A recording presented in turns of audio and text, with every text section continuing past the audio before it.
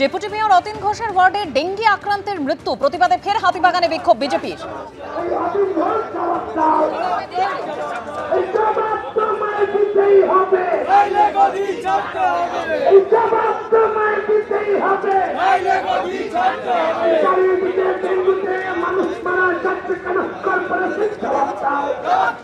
Deputy mayor Atin ঘোষের ওয়ার্ডে dengue আক্রান্ত এক নাবালিকার মৃত্যু এবং তারই প্রতিবাদে বিজেপির বিক্ষোভ।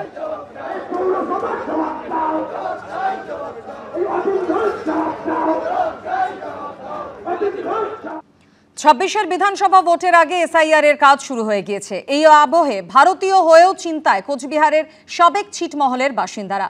কার্যত আতঙ্কিত বলেই দাবি করছেন সেখানকার একাধিক বাসিন্দা। অন্যদিকে ভারতে থেকেও দুই জেলার টানাপোড়েনে 2002 সালের তালিকায় নাম ওঠেনি নদিয়ার চক যাত্রা সিদ্ধির বহু বাসিন্দার। এসআইআর আবহে চিন্তায় রয়েছেন তারাও। আতঙ্কিত আমরা। আমাদের ক্ষেত্রে কি আলাদা করে কোনো নোটিফিকেশন হবে? নাগরিকত্ব হারানো ভয় আর কি, এই একটা মনে একটা আতঙ্ক আর কি। বিধানসভা ভোটের আগে শুরু হয়ে গেছে ভোটার তালিকার বিশেষ সংশোধনের কাজ। এই আবহে ভারতীয় হয়েও চিন্তায় কোচবিহারের সাবেক ছিটমহলের বাসিন্দারা। 2015 সালে ভারত বাংলাদেশের ছিটমহল বিনিময়ের সময় কোচবিহারে থাকা 51টি বাংলাদেশি ছিটমহল এদেশে অন্তর্ভুক্ত হয়। প্রায় 14,000-এর বেশি বাংলাদেশি ছিটমহলে থাকা মানুষ ভারতের নাগরিকত্ব পান। তারপর তৈরি হয় তাদের এদেশের আধার কার্ড, ভোটার কার্ড। 2002 সালের ভোটার তালিকার উপর ভিত্তি করেই এসআইআর হচ্ছে রাজ্যে। স্বাভাবিকভাবেই সেই তালিকায় নাম ছিল না তৎকালীন ছিটমহল দক্ষিণ মশালডাঙ্গার বাসিন্দাদের। এই প্রেক্ষাপটে কার্যত দুশ্চিন্তায় রয়েছেন তারা। এসআইআর ঘোষণা হওয়ার পর থেকেই আতঙ্কে ভারতের ছিটমহলের বাসিন্দারা।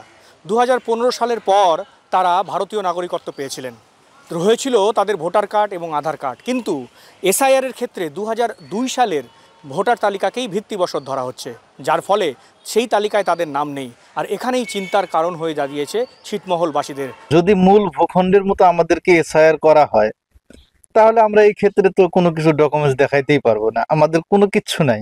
গভর্নমেন্ট আমাদেরকে ভোটার কার্ড দিল, এবার গভর্নমেন্ট বলছে এই ভোটার কার্ড তোমার আসল কিনা তোমরা প্রমাণ করো। আমাদের প্রমাণ করার সাধ্য নেই। 11 লিস্টে যে হলো, দুই দেশের অফিসাররা মিলে যে করলো, অধিকাংশ মানুষ যারা আছে তাদের কিন্তু নামের সঙ্গে বর্তমান ডকুমেন্টসের অনেক মিসম্যাচ আছে। 2015 আমাদের ছিটমহলের লোকেরা ভারতীয় আমরা হইলাম। এখন যে এফআইআর বলতে 2002-এর কাগজ লাগবে। 2002-এর আমরা তোরা তো দিতেই পারবো না। আমাদের কাগজ হলো আমরা 2015 পরে আর কি। তারপরে আমাদের রেশন কার্ড, ভোটার ফটো, আধার কার্ড এগুলো হইলো। আপনার ডকুমেন্ট তো আমরা দেখাইতে পারবো না। কোনো ডকুমেন্ট না দেখাইতে পারলে তাহলে উঠাইয়া দিবে এখান থেকে।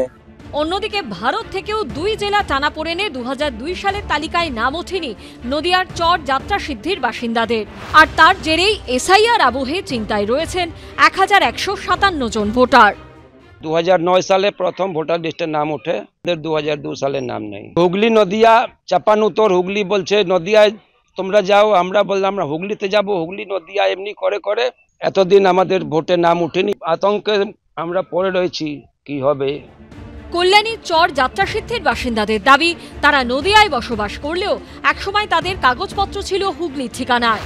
কোন জেলার ভোটার তা নিয়ে টানাপোড়েন শুরু হতেই ভোটার তালিকা থেকে নাম কেটে দেওয়া হয় তাদের। ফলে 2002-এর তালিকায় নাম ছিল না অনেকের। আদালতের দ্বারস্থ হবার পর 2009 সালে নদিয়ার ভোটার তালিকায় নাম ওঠে। 2002-এর ভোটার লিস্টে যদি প্রশাসন নাম চায়, এখানে মোটামুটি 400 পরিবার, একটাও পরিবারের 2002 সালের ভোটার লিস্টের নাম খুঁজে পাবে না। যেহেতু এখানকার মানুষ লাস্ট 1981 সালে বালাগড় বিধানসভায় লাস্ট ভোট দিয়েছে, তখন হুগলি ডিস্ট্রিক্টে ভোট হতো। ওই 1981 সালে লাস্ট ভোট হওয়ার পর এখান থেকে প্রশাসন বলে দিল এটা নদিয়া ডিস্ট্রিক্ট। কি হবে এই চর যাত্রা সিদ্ধির বা দক্ষিণ মশালডাঙ্গার বাসিন্দাদের? জল্পনার সঙ্গে শুরু হয়েছে রাজনৈতিক তরজা। তড়িঘড়ি করে হঠকারী সিদ্ধান্তে যে বা যারা বিপুল পরিমাণ মানুষ অনিশ্চয়তা এবং উদ্বেগে পড়ছেন, এই ছিটমহল সংক্রান্ত যারা বাসিন্দা আছেন তারা তাদের মধ্যে অন্যতম।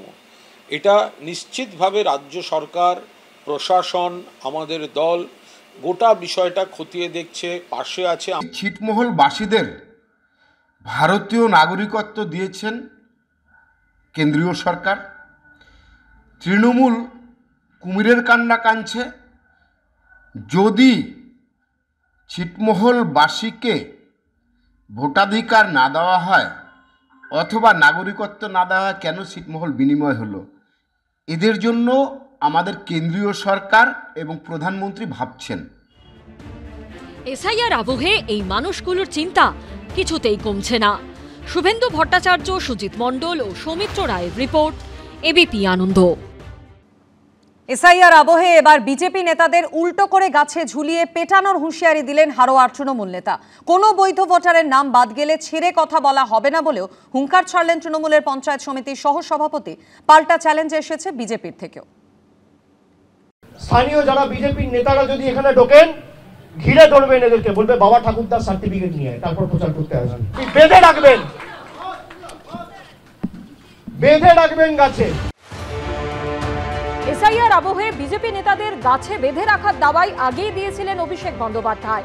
প্রায় একই সুরে গাছে বেঁধে রাখার হুঁশিয়ারি দিয়েছেন বাসন্তীর তৃণমূল বিধায়কও।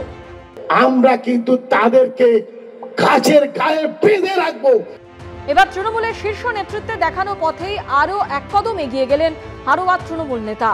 বিজেপি নেতাদের উল্টো করে গাছে ঝুলিয়ে পেটানোর হুঙ্কার ছাড়লেন হারোয়া পঞ্চায়েত সমিতির সহ সভাপতি আব্দুল খালেক মোল্লা।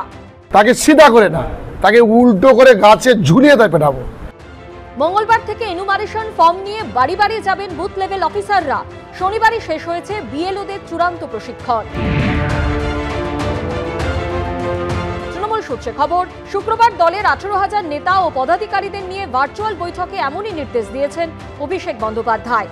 এরপরে হারোয়ায় বুথ লেভেল এজেন্টদের দায়িত্ব সামলাবেন যারা, শনিবার তাদের নিয়ে একটি বিশেষ সভা করেন হারোয়ার তৃণমূল নেতা আব্দুল খালেক মোল্লা। সেখানে বিজেপি নেতাদের গাছে উল্টো করে ঝুলিয়ে পেটানোর হুমকি দেন হারোয়া পঞ্চায়েত সমিতির সহ সভাপতি। আমাদের ভোটার, বৈধ ভোটারকে যদি বাদ দেয়, আমি আজকেও বললাম, বিজেপির কোনো লিডার যদি এই মোস্তানি করতে আসে, তাকে সিধা করে না, তাকে উল্টো করে গাছে ঝুলিয়ে তাই পেটাবো। বৈধ ভোটারকে, ভারতীয় নাগরিক থেকে যারা রোহিঙ্গা বলে তকমা লাগাবে, তাদেরকে আমরা ছেড়ে কথা বলবো না। তৃণমূল নেতার উদ্দেশ্যে পাল্টা হুঙ্কার এসেছে বিজেপি থেকেও।